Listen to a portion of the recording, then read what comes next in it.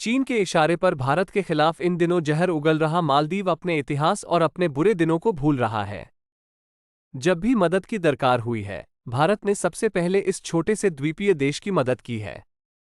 मालदीव हिंद महासागर में बसा एशिया का सबसे छोटा देश है।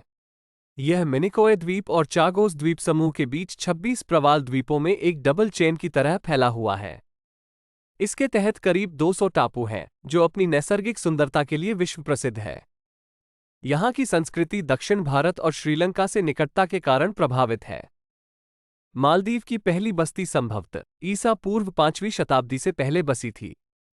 यह ऐतिहासिक साक्ष्यों के साथ साथ किंवदंतियों पर आधारित है। मालदीव के ऐतिहासिक युगों का वर्णन विभिन्न पुरातत्व साक्ष्यों और ग्रंथों में किया गया है। हालांकि ये भी व्यापक रूप से समझा और स्वीकार किया जाता रहा है कि मालदीव के इतिहास न सिर्फ खंड खंड में बंटे हैं बल्कि आज तक मायावी बने हुए हैं। हालांकि इस बात पर पुरातत्वविदों और इतिहासकारों में एक राय है कि मालदीव में बसने वाले पहले निवासी मुस्लिम नहीं थे। उनके मुताबिक मालदीव में सबसे पहले आकर बसने वालों में संभवतः गुजराती भारतीय थे, जो लगभग 500 ईसा पूर्व पहले श्रीलंका पहुंचे और फिर वहां से मालदीव आकर बस गए।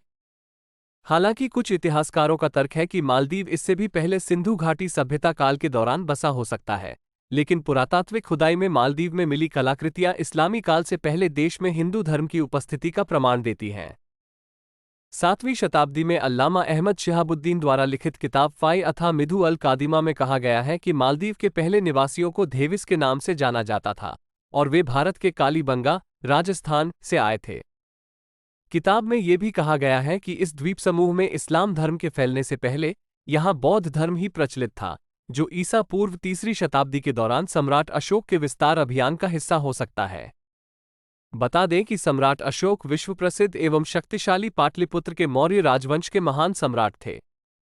पाटलिपुत्र ही आज का पटना है।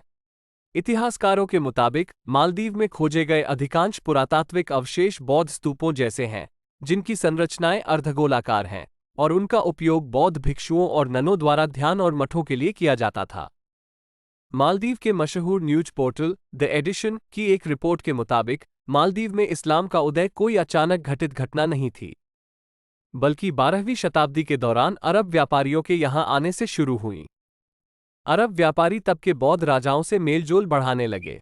बाद में खोजी गई तांबे की प्लेटों के अनुसार मालदीव के बौद्ध राजा धोवमी कलामिंजा सिरी थिरिबुवाना आदित्य महारादुन ने 453 या 93 में इस्लाम अपना लिया। उसके बाद से यहाँ इस्लाम का प्रसार होने लगा।